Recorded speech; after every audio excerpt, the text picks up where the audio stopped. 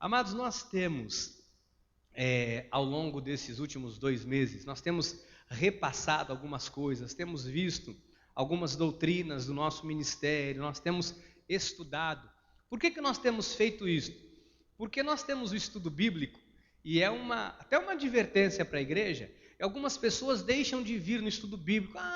Eu já sei tudo, conheço tudo. Não é assim. Você tem que vir, você tem que crescer.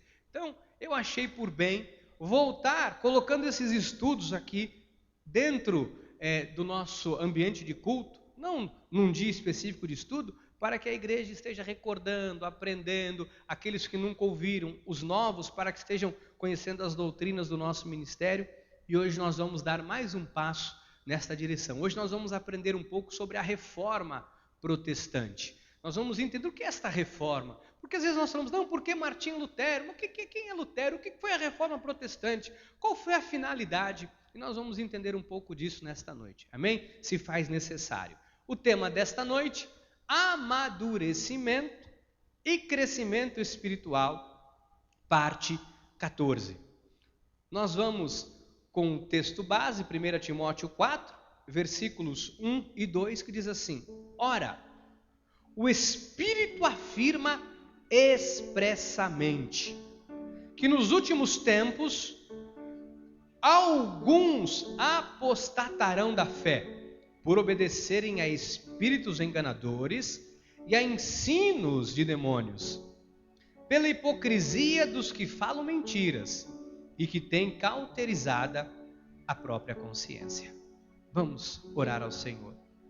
Pai amado e eterno, Deus maravilhoso, sabemos que este estudo, Pai, que nós temos feito da Tua Palavra, só pode ser entendido através do Espírito.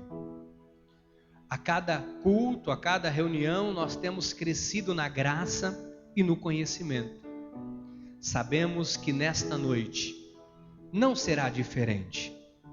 Por isso, meu pedido a Ti, Senhor, é que o Senhor ilumine os olhos do entendimento de cada ovelha Tua, Pai, que o Senhor com o Teu amor trouxe aqui nesta noite.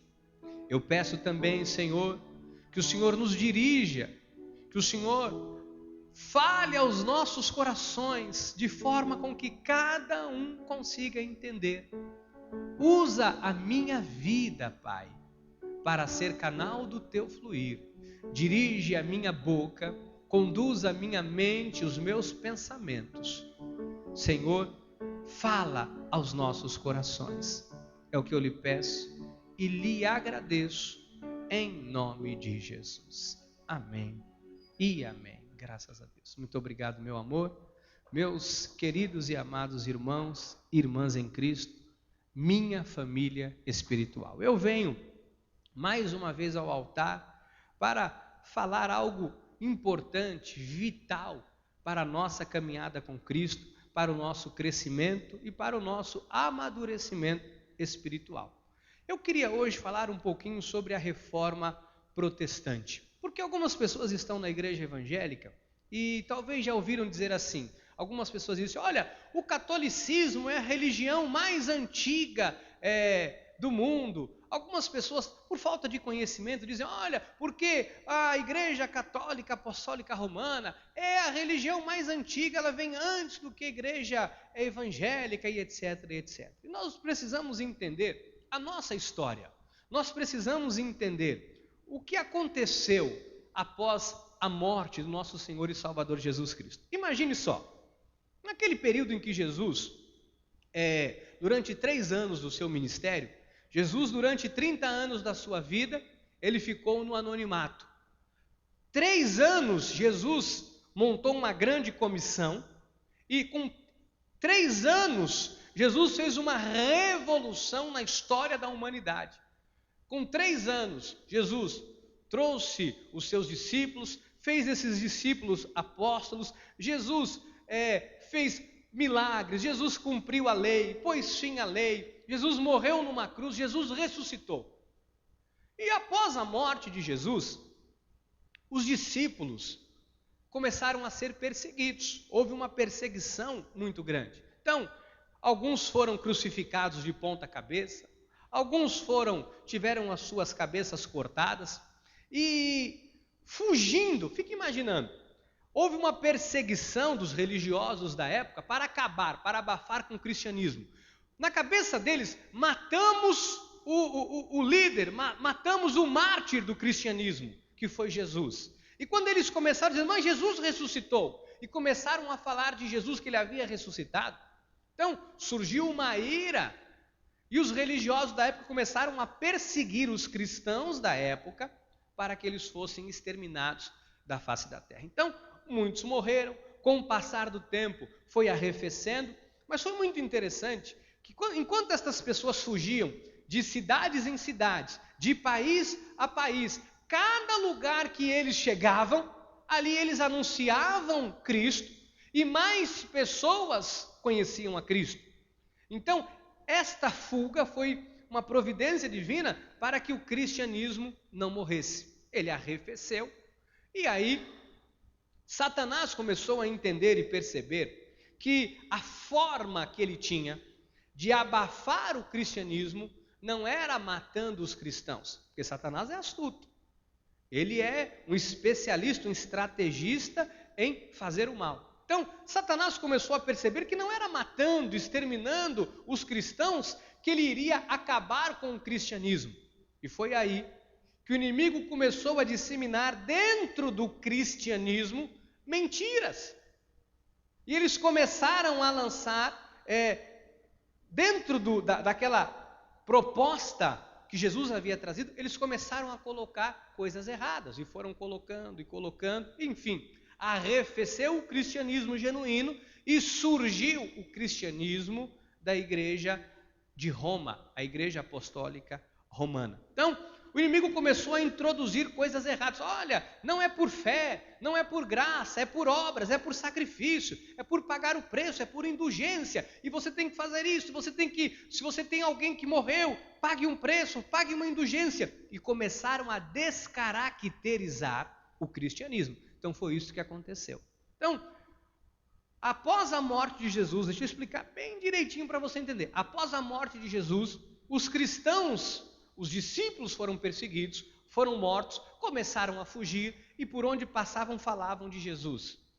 As pessoas iam recebendo, porém, estas pessoas foram morrendo e o cristianismo não morria. Satanás, então, astuto, começou a descaracterizar o cristianismo. Você está entendendo? Então, qual é a igreja, pastor, que nós temos referência?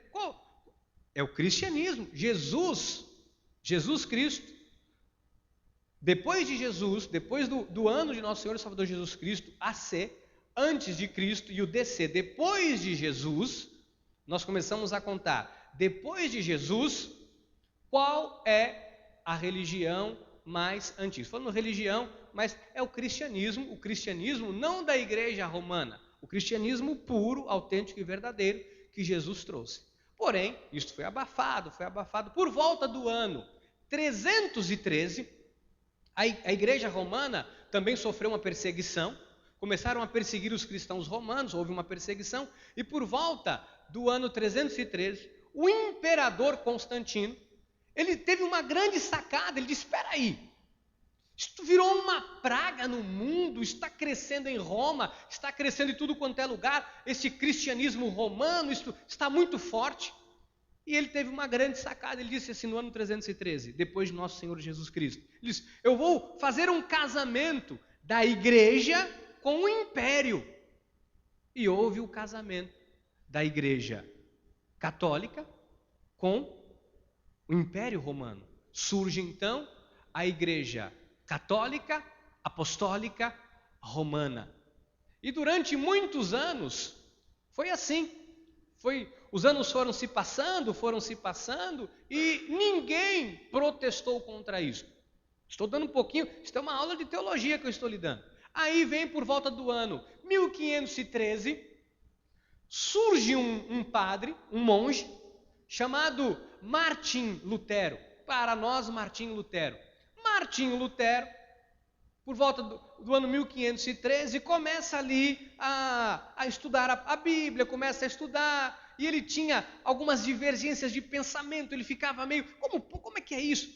E Lutero, ele tinha muitas questões emocionais entre a carne e o espírito, porque tinha dias que Lutero se sentia a melhor das criaturas, mas tinha dia que ele flagelava o corpo, ele se chicoteava, ele achava que ele era pecador, que ele não era merecedor da graça divina. Então, por volta do ano 1513, isso começa a acontecer. Em 1517, Lutero se forma em teologia.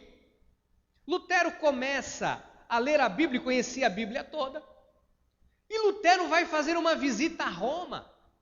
E quando Lutero chega em Roma, no período do ano 1517, em que estão construindo a Basílica de São Pedro, onde mora o Papa, foi construído em 1517, ele chega e vê aquela situação, cobrando indulgência, aquela prostituição, aquela promiscuidade, começa a ver tudo aquilo, toda aquela coisa terrível. E Lutero se decepciona, ele diz, espera aí, isto aqui é a igreja romana? Isto é a igreja que eu sirvo? E Lutero abre a Bíblia.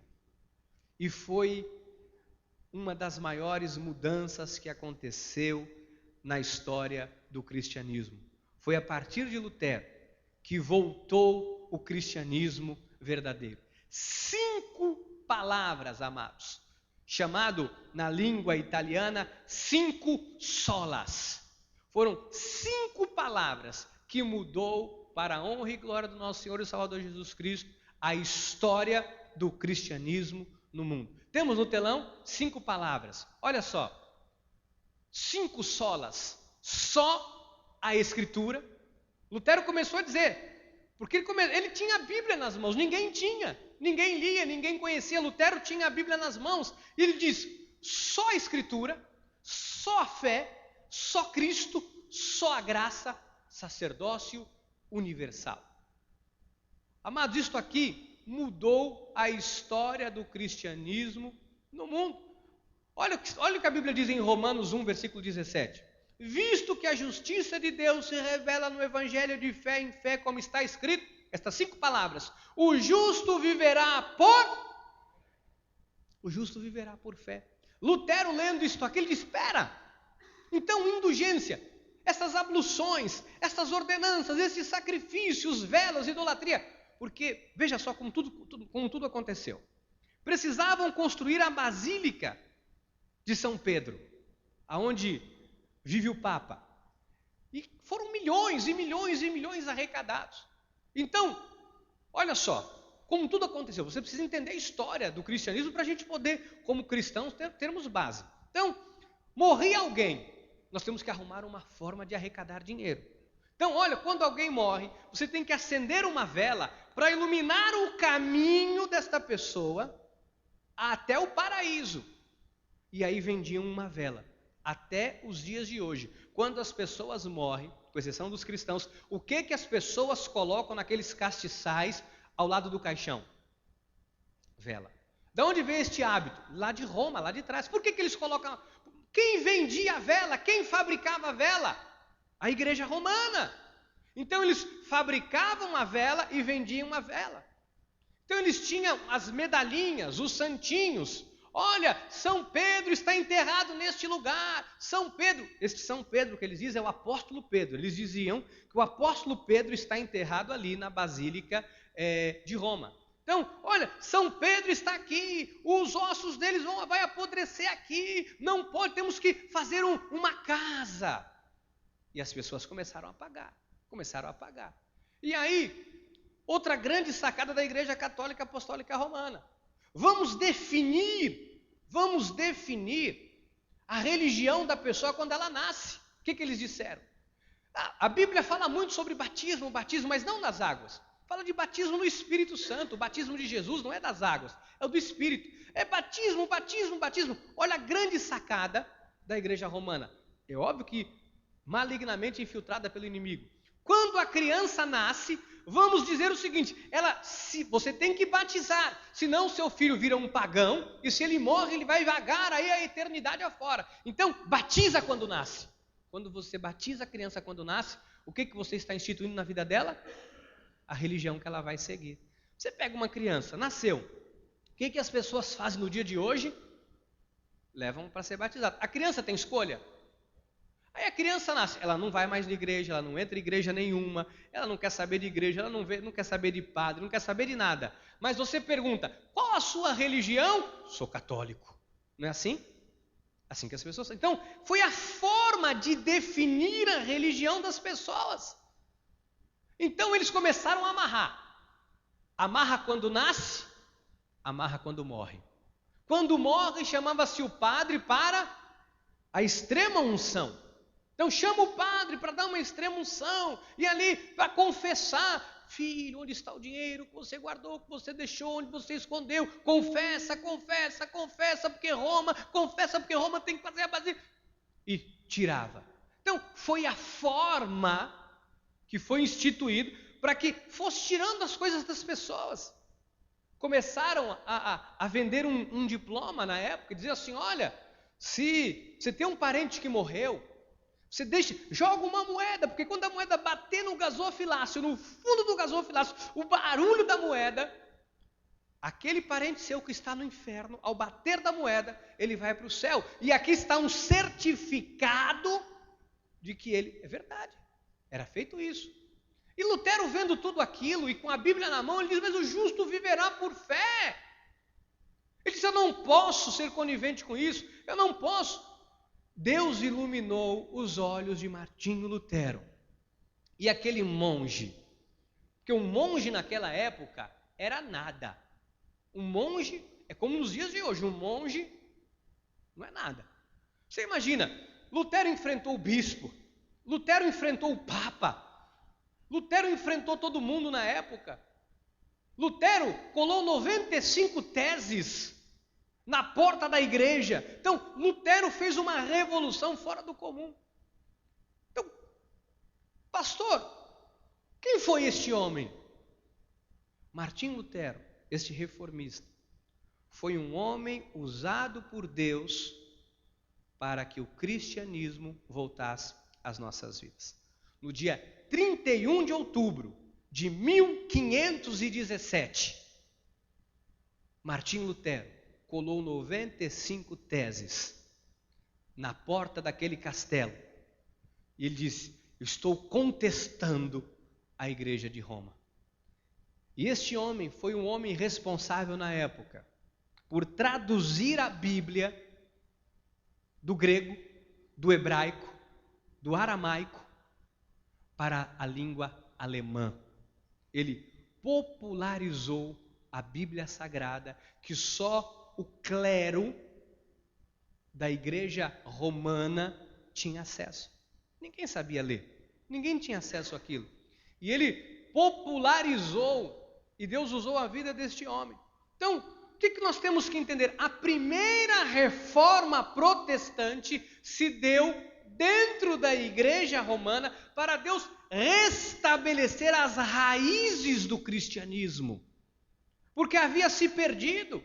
Com o passar dos anos, tudo foi se perdendo. Em 313 já havia se perdido tudo.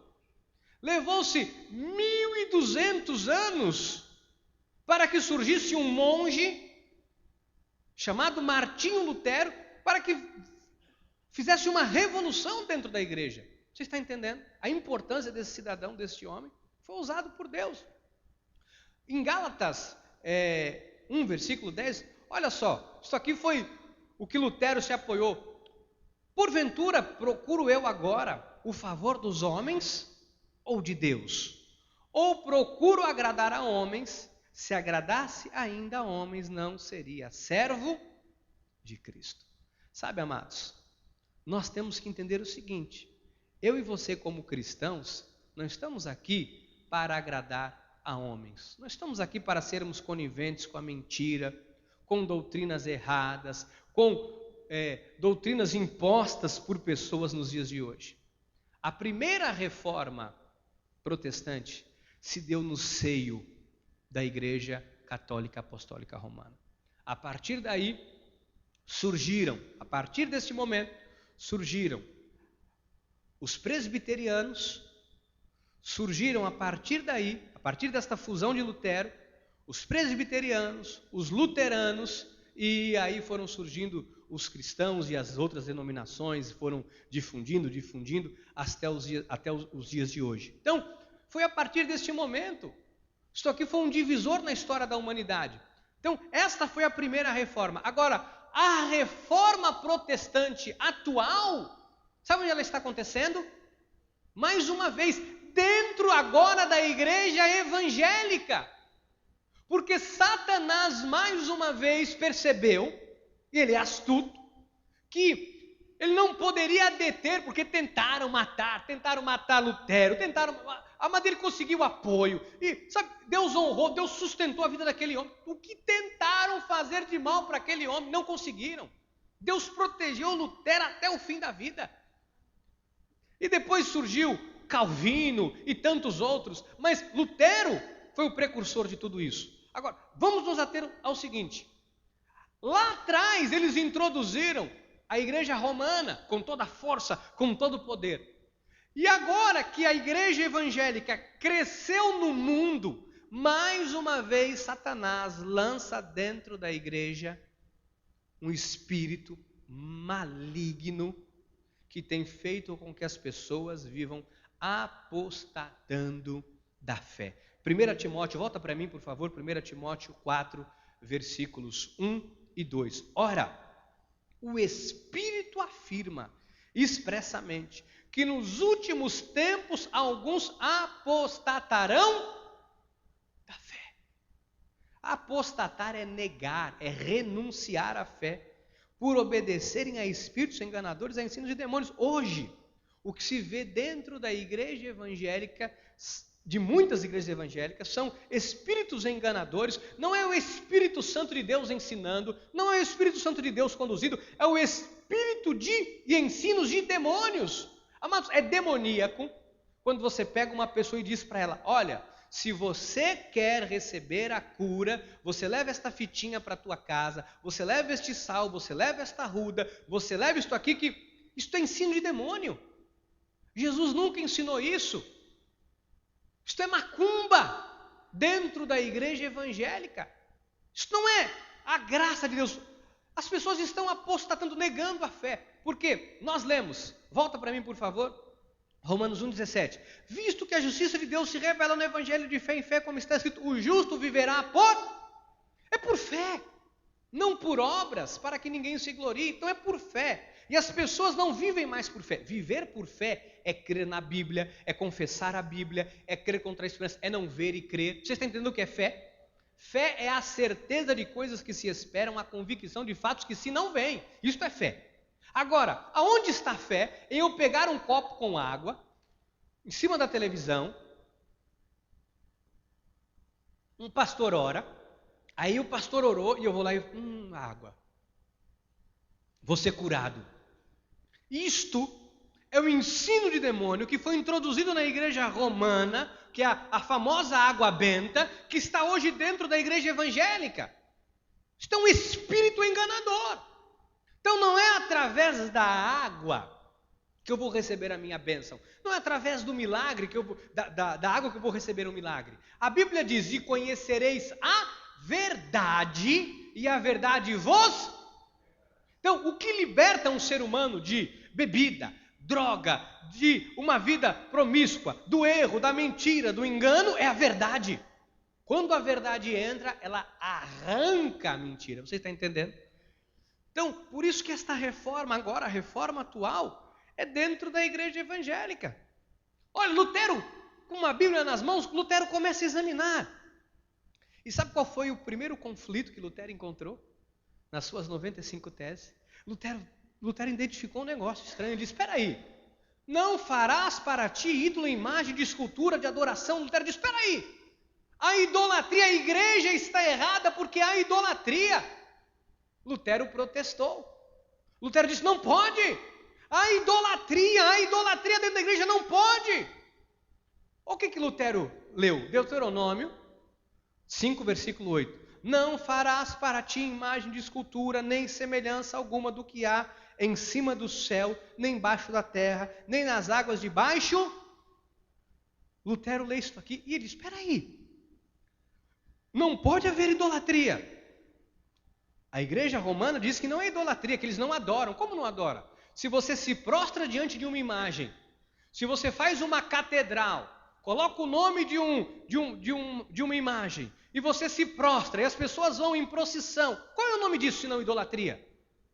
Então, Lutero protestou contra a idolatria. Hoje, amados, a idolatria está dentro da igreja evangélica protestante, aquela mesma que Lutero começou lá atrás, quando ele protestou. Hoje, esta mesma idolatria está disfarçada dentro da igreja. Sabe o que está acontecendo? Homens hoje estão se fazendo de Deus, como se o suor de alguém fosse curar, como o chapéu de alguém fosse curar, como uma água que alguém leva para o monte fosse curar. Isso é idolatria. Infelizmente, algumas pessoas hoje dão mais crédito aos pastores do que à Bíblia. A Bíblia diz, conferindo coisas espirituais com espirituais. Se está na Bíblia, nós. Se não está, não cremos. Se está na Bíblia, eu creio. Se não está, eu não creio. Eu não posso receber estas coisas. Não, porque eu acho, eu penso. Amados, deixa eu fazer uma pergunta. Qual é a diferença da fitinha que dão na igreja de Roma para as fitinhas que as pessoas estão dando na igreja evangélica? Você já viu? Não há nenhuma diferença. Agora estão dizendo o seguinte, olha, tem uma fitinha que eu vi. A pessoa amarra uma fitinha no braço e escrito, sou dizimista fiel. E você tem que dar o dízimo ali e dar um dízimo e uma oferta especial para ter esta fitinha. Porque na hora do louvor, quando você levanta a mão, o anjo vai passar e vai ver a fitinha que você é dizimista fiel. Vocês estão rindo? Tem igreja fazendo isso, a fitinha. Tem igreja agora dando fitinha para você levar para casa, para amarrar no carro, para amarrar na porta, para proteger a tua casa. Qual é o nome disso? Isto é macumba. Isto é o mesmo que as pessoas... Então, estão dando. Então, a igreja romana dá vela. A igreja protestante, para não dar muito na cara, que não começamos, vamos dar a vela, vamos dar outra coisa. Dá o sal, faz o vale de sal, dá o graveto da cruz de Cristo. E as pessoas estão levando amuletos para casa. Agora estão dando. Tem uma simpatia que as pessoas fazem, por falta de conhecimento e ignorância, que põe um trevo de 4 folhas dentro da carteira.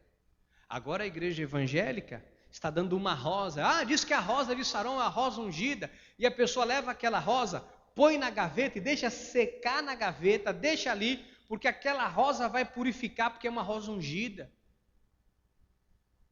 Qual o nome disso? Idolatria. As pessoas estão criando para si estas coisas. Meu irmão, minha irmã, nós temos que ficar atentos para que não sejamos enganados por estas doutrinas várias e estranhas. Então nós temos que tomar cuidado, porque aquilo que lá atrás Lutero protestou, hoje está dentro da igreja evangélica e ninguém fala nada. Pastor, como é que nós vamos falar do ungido de Deus? Como é que nós vamos falar? Meus irmãos, era com este pensamento que muitos viviam naquela época e diziam, como vamos falar da santidade o Papa? Como vamos falar, meu irmão? Ainda que venha um anjo vindo do céu, que traga uma palavra que vá além do que vos temos pregado, disse Paulo, seja ele anátema, maldito. Nós da Cristo Vive não procuramos o favor dos homens, não podemos ser coniventes com estas coisas, não podemos aceitar, nós somos uma reserva moral para o cristianismo nessa cidade, não podemos aceitar, não podemos, amados. Se você conhece alguém que está sendo enganado, tem que fazer a campanha, tem que ir para a fogueira, tem que ir para isso, tem que ir para aquilo, tem que pôr dinheiro, tudo é dinheiro, preste atenção, tudo é dinheiro, dinheiro. Não, porque nós precisamos agora que cada um dê uma oferta, 3 milhões nós precisamos arrecadar. Tem um pastor que vai na televisão, 3 milhões, para nós investirmos nisso, investirmos naquilo. Tem outro, não, porque nós temos que fazer dinheiro. Há uma semelhança muito grande com o que se fazia naquela época para construir a Basílica de São Pedro, para construir aquela catedral, aquela cidade. Há uma semelhança muito grande. Só que passa desapercebido. Não, a pessoa fala que é de Jesus, fala bonito, ora, chora, se emociona, abraça um, abraça outro. É de Jesus. Amados, nem todo que diz Senhor, Senhor, entrará no reino dos céus. Existem muitos lobos disfarçados de ovelha, que têm trazido ensinos de demônios.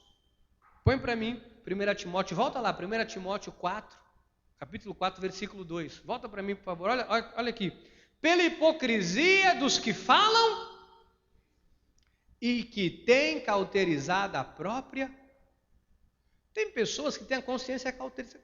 Eu já expliquei aqui, cauterizado. Quando você vai cauterizar, você põe um tipo de um ácido, cauteriza, fica calcificado. Você vai cauterizar. Tem pessoas que a cabeça está cauterizada com mentira. Sabe, criou ali uma cauterização na mente da pessoa, e a pessoa acha que é aquilo, é isso. Tem muitas pessoas com a consciência cauterizada, porque foram enganadas. Olha, amados, existem muitas pessoas sendo enganadas dentro da obra de Deus. Tem gente que está dando a casa que Deus deu. Tem pessoas que estão dando o carro. Tem pessoas que estão destruindo o casamento em nome do cristianismo, quando a Bíblia diz que aquele a quem Deus uniu não separe o homem.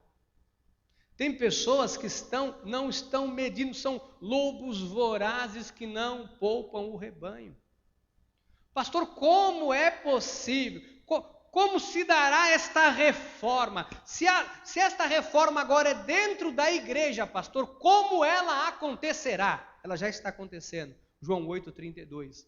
E conhecereis e a verdade vos? Amados, nós temos que pregar a verdade.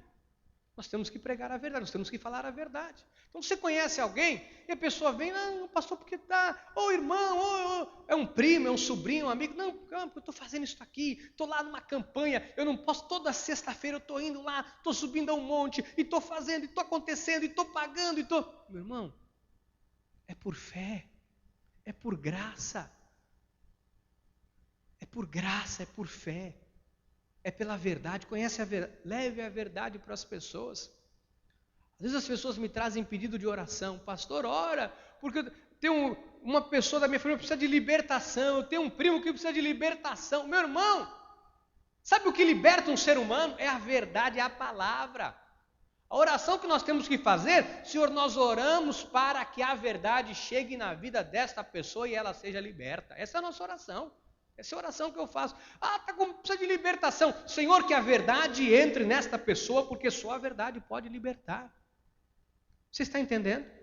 Nós estamos do lado da verdade, amados. Olha, o que Paulo diz em Gálatas 1, versículo 11 e 12. Faço-vos, porém, saber, irmãos, que o evangelho por mim anunciado não é segundo, porque eu não recebi, nem o aprendi de homem algum, mas mediante revelação de Jesus Cristo. Amados, é isto aqui que nós temos que seguir. Que Paulo diz, olha, eu não recebi de homem, não aprendi de homem, foi revelação de Jesus. Entre outras palavras, cuidado com o que os homens têm ensinado aí fora, amados. Cuidado, fica com o seu pé atrás. Eu vou lhe dar umas dicas aqui, porque é meu dever como pastor. Sempre o inimigo usa as mesmas táticas e vai entrar no emocional das pessoas. Primeiro, você vê muitas pessoas dizendo, é o mesmo discurso. Se está com problema no casamento, está com problema financeiro, está com problema de solidão, está com problema... Olha, não há nenhum ser humano na face da terra que não passe por uma situação de problema financeiro, ou um problema familiar, ou alguma questão emocional. Todos nós passamos. Todos nós temos os nossos dramas, as nossas dificuldades, passamos. Isso é passageiro, mas existem pessoas que emocionalmente estão com a mente cauterizada. São pessoas que já têm uma certa depressão na alma, um certo complexo de inferioridade, a autoestima é baixa. E aí a pessoa diz, olha, você não sente dor nas costas? É de vez em quando. Você às vezes não acorda à noite? Mas todo ser humano às vezes acorda à noite, com exceção de alguns Mas sabe, você não sente dor nas costas, às vezes você não sente o corpo pesado. É um encosto. Amados, e aí começa. E a pessoa diz, e não é que é verdade?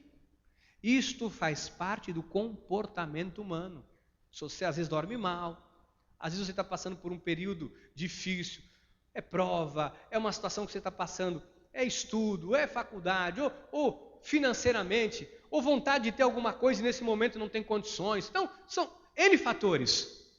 Aí, nesta hora, você vê alguém na televisão, mal intencionado, dizendo, olha senhora, você que está com problema no casamento, está um encosto na tua vida. Como que a pessoa se sente? Isso é um encosto. E logo vem a questão do dinheiro. Vem aqui, vem aqui, vem aqui, porque você... Não dizem, eu vou orar por você daqui e pela fé Deus vai fazer. Não, vem aqui, tem que vir aqui, amanhã de manhã, vem aqui amanhã de manhã. Olha, só não vem agora porque não dá, o banco está fechado, mas amanhã de manhã vem aqui e traga o talão de cheque e eu vou resolver seu problema. Isso é maligno. Isso não é a igreja de Jesus. Você está entendendo? Tudo que Jesus fez foi por amor. Olha, amados, quem nós somos. Olha quem nós somos. 1 de Pedro 2,9. Vós, porém, sois raça eleita, sacerdócio real, nação santa, povo de propriedade exclusiva de... Agora, se eu sou propriedade exclusiva de Deus, como é que eu vou ter um encosto? Se eu sou propriedade, Deus mora em mim, é meu, é meu. Eu tenho minha casa, eu saio daqui, eu vou para minha casa. Aí chego lá em casa, tem outro lá. Não, a casa é minha. Não, a casa é minha, tenho escritura, está aqui, a casa é minha. Não, mas eu estava passando na rua, achei a casa bonita, peguei para mim. O senhor pode ter gostado da minha casa, tira esse olho gordo daí. Arreda de Satanás, que essa Deus me deu. É minha. Então, você é de Deus. Mas aí as pessoas dizem, não, você vai ser possuído do que uma... Meu irmão, diga eu sou raça eleita, sacerdócio real, sou nação santa, eu sou o povo de propriedade exclusiva. Agora, tudo isso para quê? A fim de proclamares as virtudes daquele que vos chamou das trevas para a sua maravilhosa... Você tem que proclamar esta maravilhosa luz, meu irmão. Como é que as pessoas vão conhecer a verdade? Através da tua vida.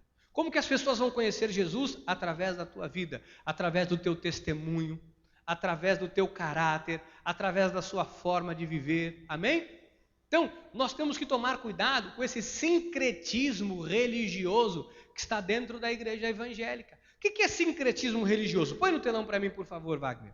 Olha só o que é a palavra sincretismo religioso. Sincretismo religioso é uma fusão de doutrinas de diversas origens, seja na esfera das crenças religiosas, seja nas filosofias. Então, a igreja está cheia de um sincretismo. O que é isso, pastor? Uma mistura.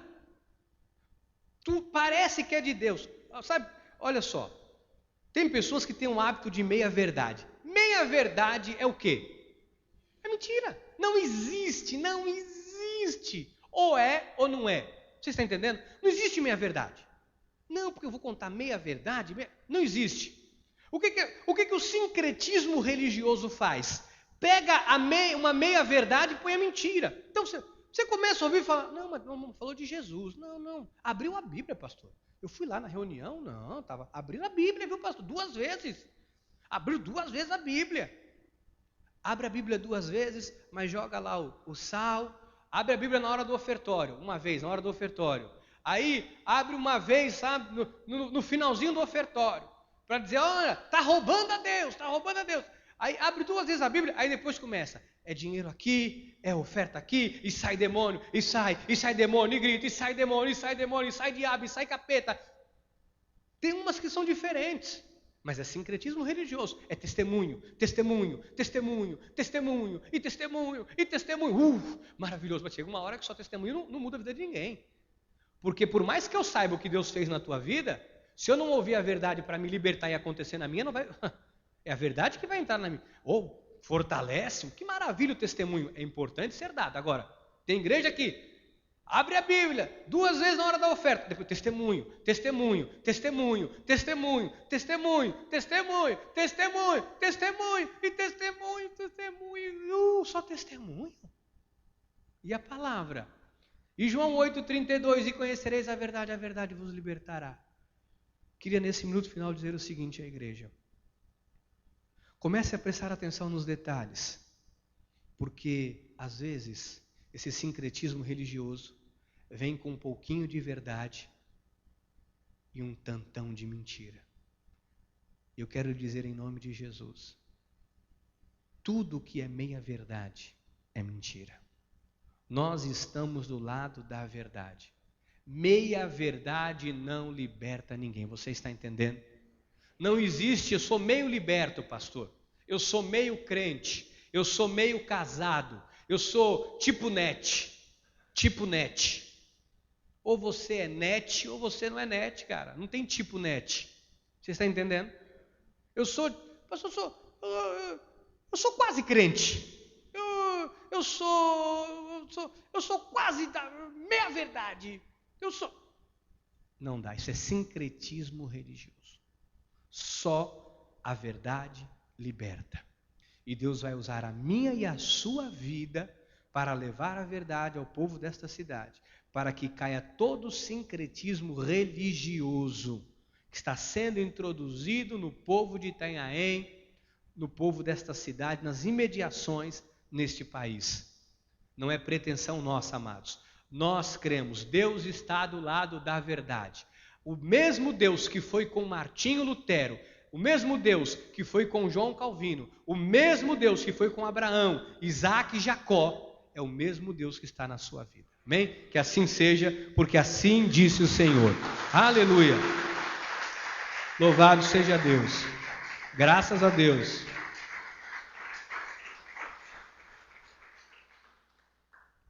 Amém. Vamos ficar de pé. Vamos encerrar orando. Você prestou atenção?